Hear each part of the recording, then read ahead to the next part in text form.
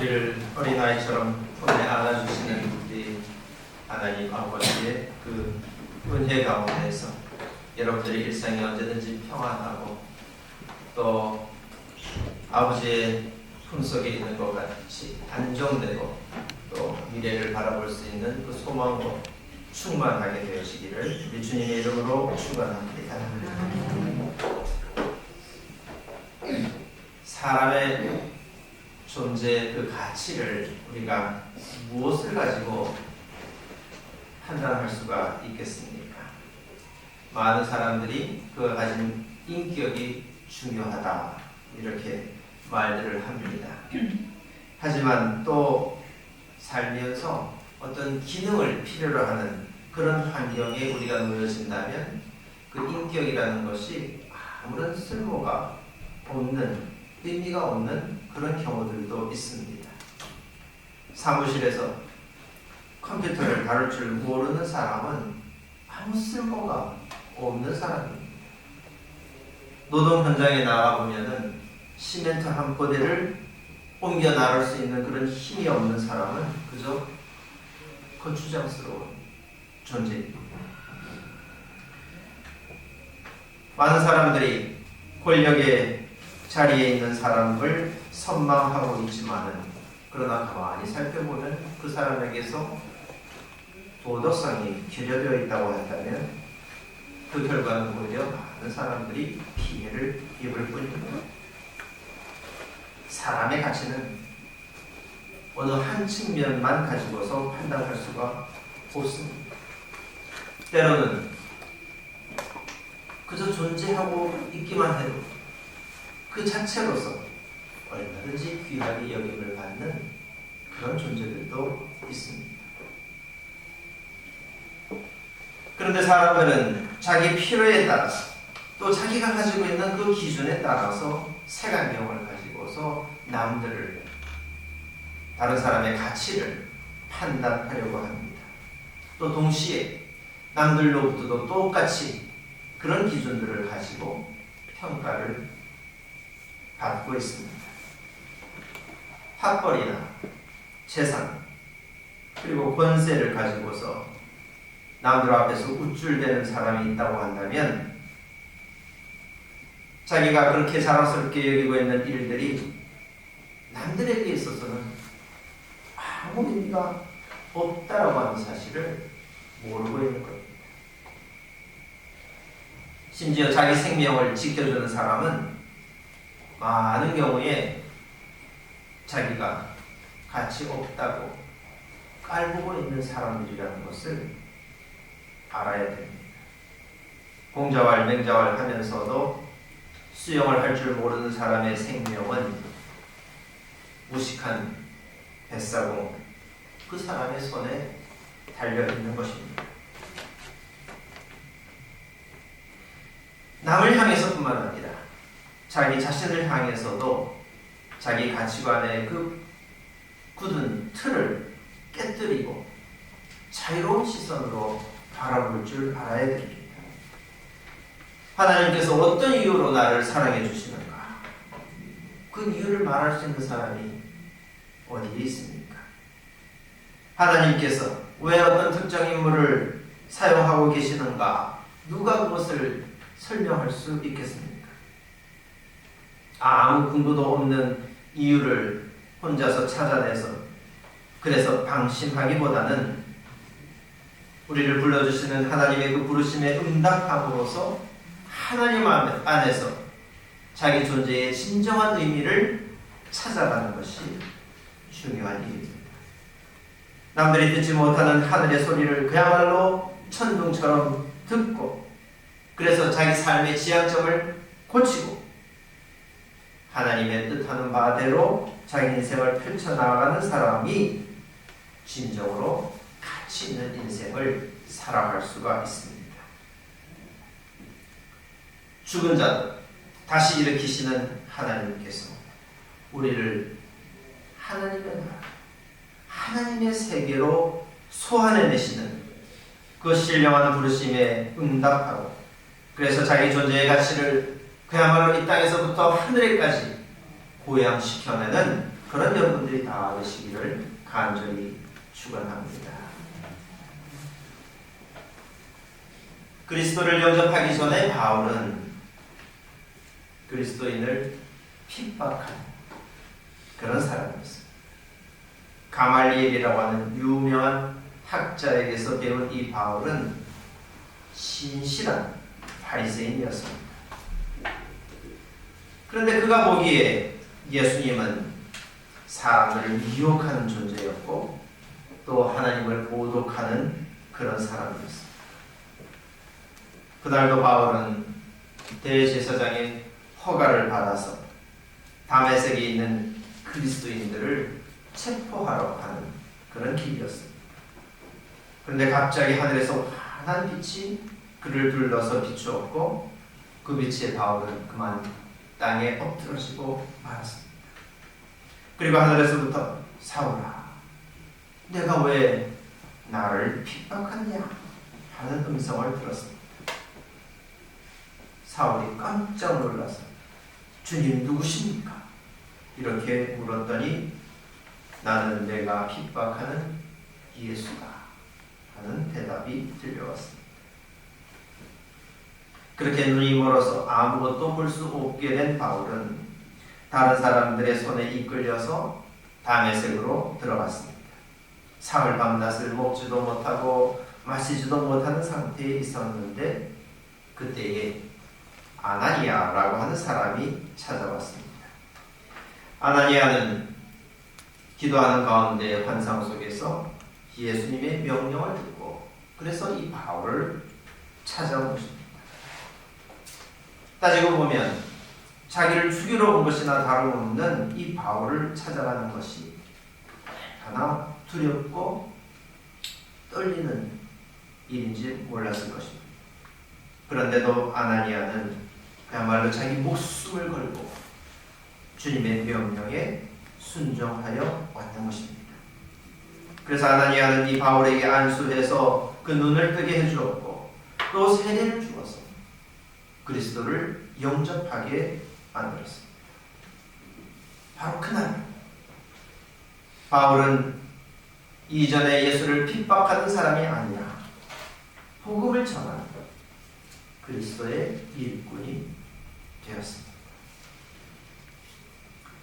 많은 사람들이 이 바울이 그동안 많이 배워서 지식이 탁월한 사람이었기 때문에 그래서 하나님께서 선택하셨다 이렇게 생각을 합니다. 또 이 바울이라는 존재가 그 어느 누구보다도 하나님을 섬기는 그 열심이 특별했기 때문에 그래서 하나님께서 그를 사용하기로 하셨다 이렇게 설명합니다. 그렇지 않습니다. 바울에게 있는 어떤 남다른 자질이 하나님께서 선택하신 이유가 되었다고 한다면 바울은 살면서 얼마든지 그 지점들을 자랑할 수 있었을 것입니다. 그러나 하나님은 사람이 하나님 앞에서 우쭐거리는 것을 결코 좋아하지 않으십니다. 하나님께서 이스라엘을 자기 백성으로 선택하셨던 것도 이스라엘이 수많은 나라 가운데 그야말로 작은 나라였기 때문이었습니다. 아무것도 자랑할 것이 없어서 그래서 그에게 일어난 모든 일이 다 하나님의 은혜, 이 모든 일이 하나님의 능력 안에서 이루어진 일이다 이렇게 인정할 수밖에 없는 그런 존재를 하나님께서는 선택하시고 사용하시는 것입니다. 바울이 하나님의 선택을 받은 이유를 우리가 굳이 따지려고 한다면 오히려 그가 하나님의 원수였기 때문에 그래서 하나님이 그를 택하셨다 말하는 편이 더 합당할 것입니다. 하나님의 선택에 대해서 사람들은 이해하지 못했습니다. 아무리 전능하신 하나님이시다 하지만 믿는 자를 박해하기 위해서 온 그 바울을 하나님께서 회심시키겠다 하시는 이 뜻을 사람들은 납득할 수가 없었습니다. 도대체 왜 이런 사람을, 왜 이런 원수를 하나님께서 택하셨을까? 또 그가 진심으로 예수님을 영접했는지 무엇으로 확인할 수 있을까? 또 이런 자기를 겁박하는 사람에게 마음을 열라고 요구하시는 그 하나님의 요구, 우리가 어떻게 응답할 수 있을까? 이런 우리 마음속에 떠오르는 수만 가지 질문들에 대해서 하나님께서는 단 한마디, 그는 내가 택한 내 그릇이다, 내 그릇이다 사실 이 한마디 말씀으로 모든 의문의 결론을 내리셨습니다. 납득하기 어려운 하나님의 선택은 또 있습니다. 부활하신 예수님께서 제자들을 찾아가셨습니다. 이 제자들이 어떤 사람들입니까? 한결같이 예수님을 배반했던 사람들입니다. 예수님이 잡히셨을 때에도 그저 제 몸 살피기에만 급급했던 그런 사람들이었습니다. 심지어 베드로는 맹세를 하면서까지 3번씩이나 예수님을 부인했었습니다. 그런 그들은 제 본업으로 돌아가서 고향에서 어부 생활을 재개했던 겁니다. 그런 제자들 예수님께서 나타나셨습니다. 그리고 베드로에게 내가 나를 사랑하느냐 하고 물으시고는 내 어린 양떼를 먹여라 하고 부탁하셨습니다. 예수님께서는 그 옛날 제자로 부르셨던 그 부르심을 철회하지 않으시고 다시 한번 베드로에게 기회를 주시면서 나를 따라라 하고 말씀하셨던 것입니다. 얼마든지 예수님을 배반할 수 있는 이 베드로의 말을 예수님은 어떻게 믿으셨을까요? 또 왜 굳이 이 베드로여야만 했을까요? 70번에 7번도 용서하라고 하셨던 예수님의 그 말씀을 스스로 실천하는 그런 문제라고 한다면 이해할 만합니다. 그러나 기능적인 면에서 보더라도 베드로 이해하기 어렵습니다. 그에게 어떤 남다른 능력이 있었던 것 아닙니다. 말을 잘하는 것도 아니었습니다. 그러면 그가 물고기라도 잘 잡는 사람이었습니까? 그런데도 예수님께서는 이 베드로를 자기 이름의 영광을 담아내는 그런 귀한 그릇으로 사용하셨습니다. 우리는 이 일차적인 설명을 덧붙일 수가 없습니다. 예수님께서 계획하신 그 일, 예수님께서 사랑을 베풀어 주시는 그 일, 예수님의 뜻대로, 예수님의 방법 그대로 행하시는 것뿐입니다. 이런 일들에 대하여 당사자들의 입장은 멀리서 바라보는 우리의 판단과는 완전히 다릅니다. 그들은 자기를 불러주시는 분의 그 음성을 그야말로 온 땅을 흔드는, 지축을 흔드는 천둥처럼 그렇게 들었습니다. 그래서 두려워서 벌벌 떨면서 들었습니다. 그리고 그 말씀에 결단했고 그 결단은 자기들의 목숨을 바치는 데까지 이르렀습니다. 예수님과의 만남이 얼마나 강렬했으면 바울은 그만 눈이 멀어버렸습니다. 예수님의 음성은 온 하늘을 울렸고 바울은 그 음성을 들었을 때에 아무 말도 못하고 멍하니 그냥 서 있었습니다. 사흘 동안이나 먹지도 않고 마시지도 않으면서 바울이 무슨 생각을 했을까요? 아나니아에게 나타나셨던 예수님은 그가 내 이름을 위하여 얼마나 많은 고난을 받아야 할지 내가 그에게 보여주려고 한다 하는 그런 예수님의 말씀을 들었습니다. 아마도 바울은 자기 운명이 어떻게 될지 그때에 똑똑히 알았을 것입니다. 그럼에도 불구하고 바울은 세례를 받고 난 다음에 당장 회당으로 달려가서 예수님은 하나님의 아들이다 하고 힘차게 증언하기 시작했습니다. 베드로는 어떻습니까?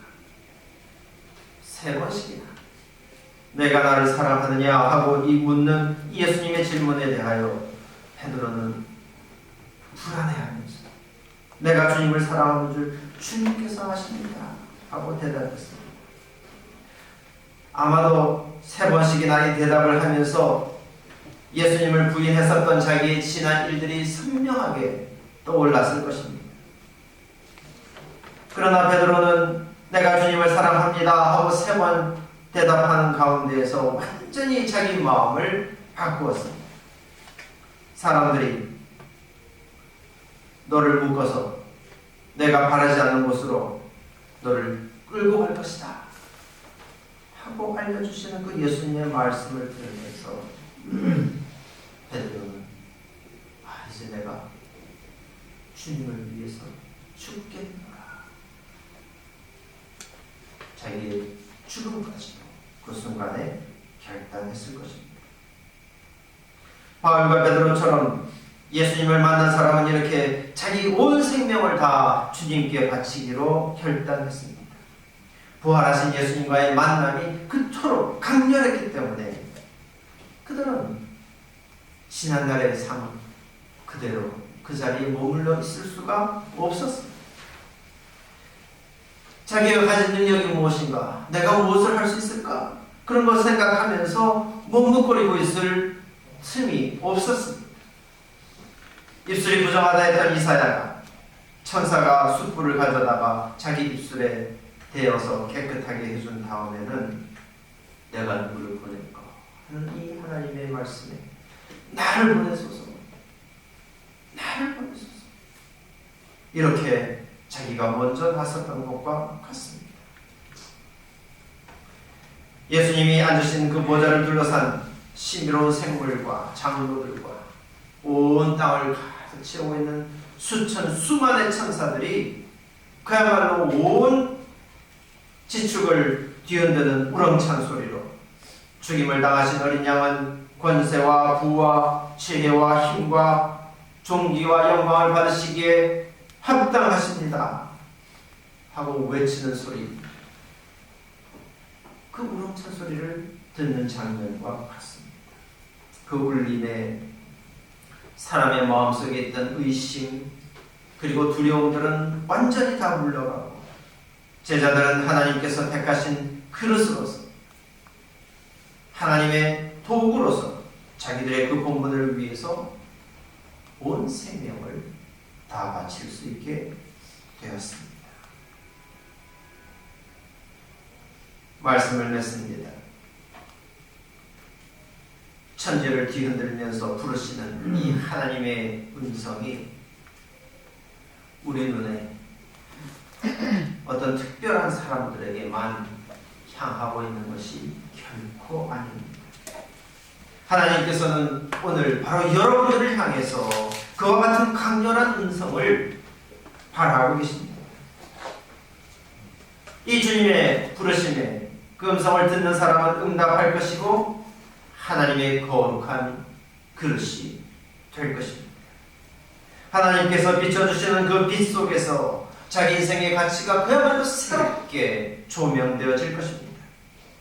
남들과 비교하면서 이 세상의 패배자로서 살 수밖에 없는 그런 인생에서부터 하나님이 주인이 되신 완전히 새로운 세상으로 들어가게 될 것입니다.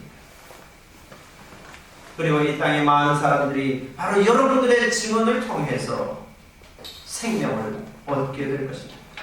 여러분의 말 한마디, 여러분들의 그 손짓 하나하나에 사람들이 눈을 뜨고 그야말로 신비로운 하늘의 음성을 들을 수 있게 될 것입니다.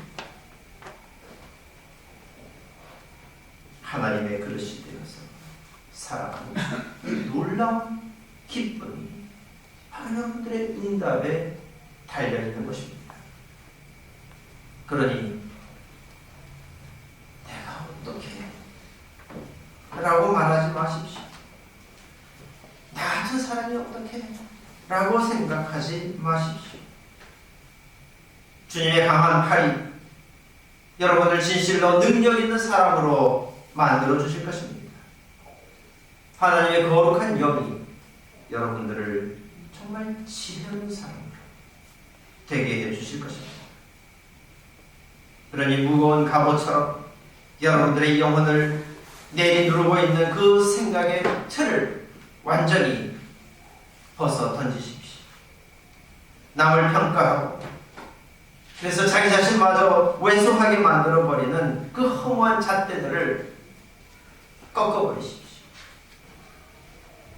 그리스도의 사랑 안에서 하나가 되어진 형제 자매들과 더불어서 이제는 영적인 거인으로 자라나십시오.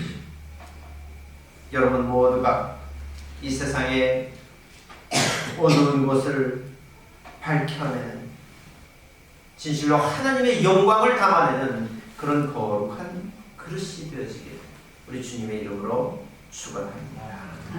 기도하겠습니다. 자유로우신 하나님, 참으로 보잘것없고 내세울 것 없는 비천한 존재들 주님께서 사랑하시고 이 세상에서부터 불러내셔서 구별하시고 주님의 영광을 담아내는 귀한 그릇으로 삼아주신 것 진실로 감사드립니다. 주님께서 우리에게 성령을 부어주실 때 우리는 이전의 내가 아니라 주님의 음성을 발하는 또 주님의 그 능력 있는 손길을 행하는 주님의 귀한 부부가 되어지는 줄로 믿습니다. 주님이시여, 주님께서 우리를 불러내셔서 온 세상에 복음을 선포하고 다시 살려내시라고 하시는 그 명령을 우리가 온전히 받들어서 비록 우리는 연약하고 보잘것없지만 그 가운데 역사하시는 하나님의 전능하심과 신령하심과 사랑 많으심을 온 세상에 힘차게 선포하며 살아가게 하여 주시옵소서. 예수 그리스도 이름으로 기도하옵나이다. 사도신경으로 우리의 신앙을 고백하겠습니다. 전능하사 천지를 만드신 하나님 아버지를 내가 믿사오니